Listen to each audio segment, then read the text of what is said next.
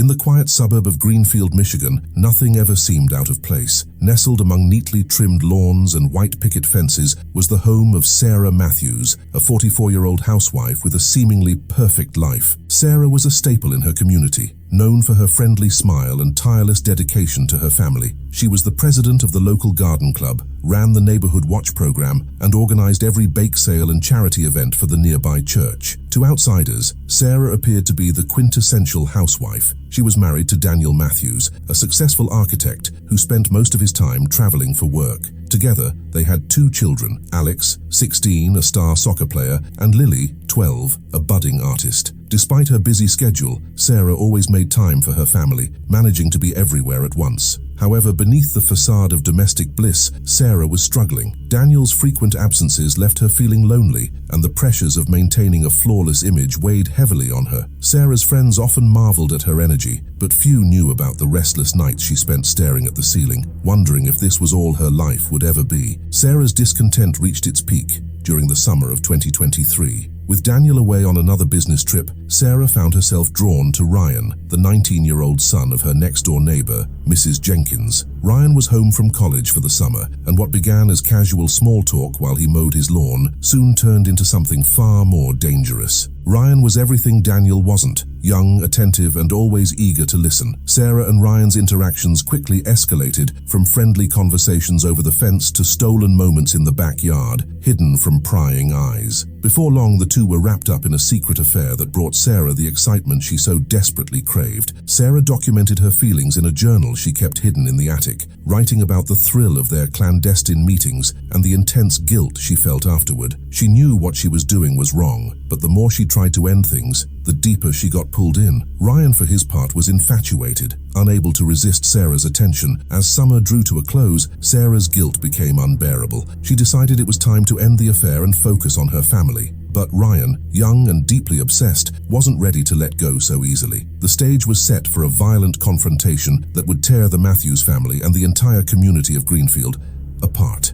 On the morning of September 10th, 2023, the quiet tranquility of Greenfield was shattered. Sarah's neighbor, Mrs. Jenkins, was the first to notice something was wrong. She had stepped outside to retrieve her morning paper when she spotted the front door of the Matthews home slightly ajar, an unusual sight for a house that was always impeccably kept. Mrs. Jenkins hesitated before calling out, "Sarah?" but received no response. Sensing something was amiss, she cautiously approached the door, her heart pounding. As she peered inside, Mrs. Jenkins was met with a scene straight out of a nightmare. The once pristine foyer was in disarray, with a lamp knocked over and a vase of flowers shattered on the floor. But it was the sight of Sarah lying lifeless at the foot of the stairs that made Mrs. Jenkins scream. Sarah's body was covered in bruises, and her face was barely recognizable beneath the blood. A jagged wound ran across her throat, and her lifeless eyes stared blankly at the ceiling. Panic-stricken, Mrs. Jenkins stumbled back and immediately dialed 911. Within minutes, Greenfield's police department arrived on the scene. Detective Laura Barnes, a seasoned investigator known for her no-nonsense approach, took charge. As she surveyed the chaos inside the Matthews home, it was clear to her that this was no random break-in. The violence of the attack suggested something far more personal. Detective Barnes noticed several troubling details. Blood splatters on the walls indicated a struggle, and the front door showed no signs of forced entry, suggesting Sarah knew her killer. As officers cordoned off the area and forensic teams began their work, Detective Barnes pulled aside Daniel Matthews, who had been contacted at his hotel, and rushed home. Daniel was visibly distraught, struggling to comprehend the horrific scene before him. "Who could have done this?" he kept repeating, his voice cracking. Detective Barnes carefully questioned him about Sarah's last days, her routine, and any possible enemies she might have had. Daniel was cooperative but had no answers that pointed towards a clear suspect. Meanwhile, the forensic team discovered a critical piece of evidence, a hidden journal tucked away in the attic. Its pages were filled with entries detailing Sarah's affair with Ryan, recounting their meetings in vivid, passionate detail.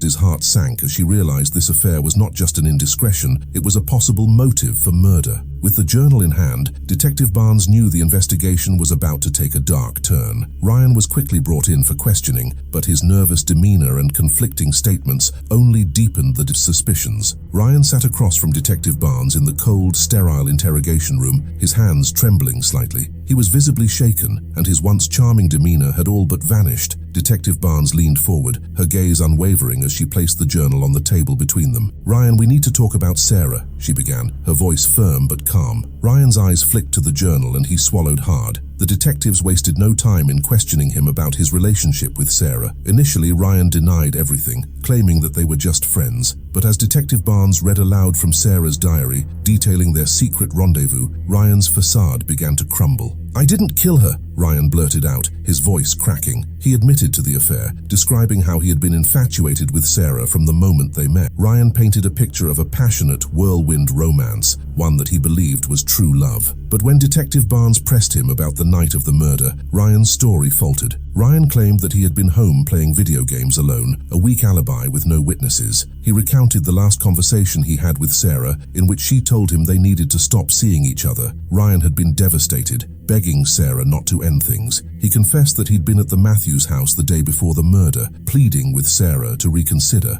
"I just wanted to talk," Ryan insisted, tears streaming down his face. But Detective Barnes was unconvinced. Forensics had found traces of Ryan's DNA on the banister near where Sarah's body was discovered, and his fingerprints were all over the house, mixed with blood. As the questioning continued, Ryan's behavior became increasingly erratic. He swung between anger and sorrow, occasionally lashing out, then breaking down in sobs. Detective Barnes noted these extreme mood swings, suspecting they were driven by his obsession with Sarah and the rejection he couldn't handle. Outside the interrogation room, the investigation was heating up. Forensic analysts were busy piecing together the timeline of Sarah's final moments. They discovered Sarah's phone hidden under the couch, screen cracked but still operational. Text messages revealed a heated argument between Sarah and Ryan on the night of the murder. Ryan had sent dozens of frantic messages, each one more desperate than the last, begging Sarah to let him see her one last time. The most chilling message came just hours before Sarah was found dead. "If I can't have you, no one will." It was the evidence Detective Barnes needed to charge Ryan. She returned to the room, her decision made. "Ryan, you're under arrest for the murder of Sarah Matthews," she said, as officers moved in to handcuff him. Ryan's cries of denial echoed through the station, but it was too late. His obsession had turned deadly, and now he would have to face the consequences. The arrest of Ryan Jenkins sent shockwaves through Greenfield. The once quiet suburb was now the center of a scandal that captivated the local media, and the community found itself divided. Some neighbors saw Ryan as a misguided young man caught up in a tragic affair, while others viewed him as a cold-blooded killer who had let his infatuations spiral out of control. As the trial date approached, the prosecution prepared to make their case, determined to see Ryan punished for what they believed was a premeditated act of violence. District Attorney Angela Royce, known for her fierce demeanor and unrelenting pursuit of justice, took the lead. She meticulously built her case around the overwhelming evidence that painted Ryan as an obsessed lover who couldn't accept rejection. In her opening statements, Royce didn't hold back. She described Sarah's murder as a crime of passion turned to rage, fueled by Ryan's delusional belief that Sarah belonged to him. She walked the jury through the harrowing timeline of events leading up to the murder, highlighting the frantic text messages and the desperate lengths Ryan went to in order to keep Sarah in his life. The prosecution's star witness was Detective Laura Barnes, whose calm and precise testimony laid out the chilling sequence of evidence. She detailed how Ryan's DNA was found at the scene, the significance of the threatening messages, and the brutal nature of the attack. Each piece of evidence chipped away at the defense's narrative that Ryan's actions were impulsive and not premeditated. The defense, led by attorney Richard Evans, sought to portray Ryan in a more sympathetic light. Evans argued that Ryan's mental state at the time of the crime was severely compromised and that his undiagnosed bipolar disorder led him to act out of control.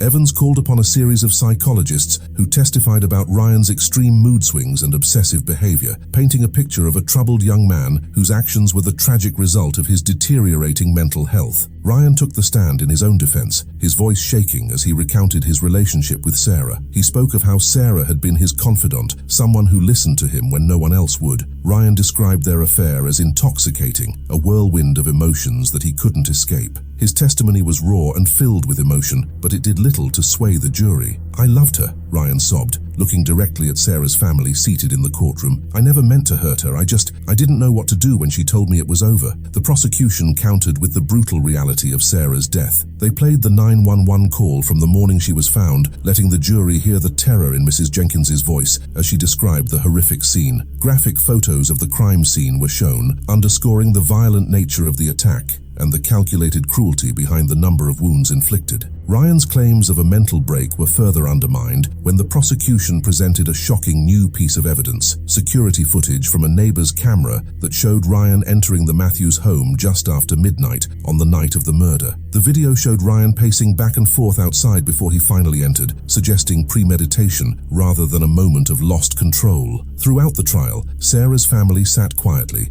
grappling with the emotional toll of reliving her final moments. Daniel Matthews, who had kept a stoic face throughout the proceedings, finally broke down when the prosecution read from Sarah's journal. The entries were raw and painful, describing not just her guilt over the affair, but her fear of Ryan's growing obsession. "I just want my life back," Sarah had written days before her death. "Ryan doesn't understand. I care about him, but this has to end. I'm scared of what he might do." These words hung heavy in the courtroom, driving home the reality that Sarah had feared for her life in the days leading up to her murder. The journal became a defining piece of evidence, showing that Sarah's decision to end the affair was not just a casual choice, but a desperate attempt to regain control of her life. As the trial reached its conclusion, both sides delivered powerful closing arguments. The prosecution urged the jury to see Ryan's actions as those of a man driven by possessiveness and rage, not merely a confused young man with mental health issues. They emphasized the premeditated nature of the crime, citing the threatening messages and the relentless pursuit of Sarah, even after she tried to cut ties. The defense, however, pleaded for leniency, arguing that Ryan's mental health struggles and young age should be considered mitigating factors. Evans asked the jury to think about Ryan's future, suggesting that he needed treatment and rehabilitation, not a life sentence. He reminded them that Ryan had confessed and shown remorse, and that while his actions were unforgivable, they were also preventable had his condition been diagnosed earlier. After hours of deliberation, the jury returned with their verdict: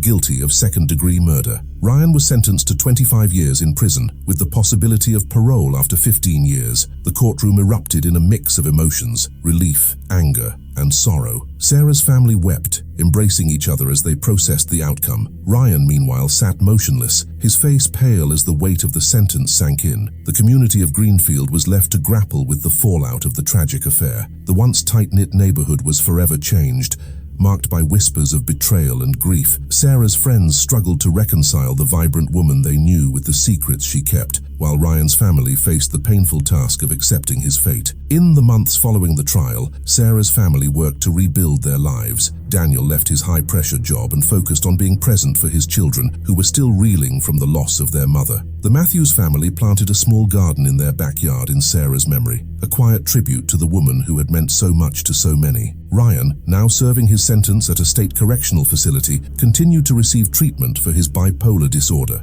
Though he expressed regret in letters to his family, the reality of his actions would never leave him. Ryan's story became a cautionary tale about the dangers of unchecked obsession and the devastating consequences that can arise when love turns deadly. Greenfield moved forward, but the memory of Sarah Matthews lingered. Her story served as a stark reminder that even in the most picture-perfect places, darkness can lurk just beneath the surface. The tale of Sarah and Ryan, one of passion, betrayal, and ultimately tragedy, remained etched in the minds of everyone who heard it, a haunting echo of a love that should never have been. Thank you for joining us on this episode of True Crime Documentary. Remember, the hidden secrets behind closed doors can be far more dangerous than we ever imagine. Stay safe, and until next time, keep your eyes open.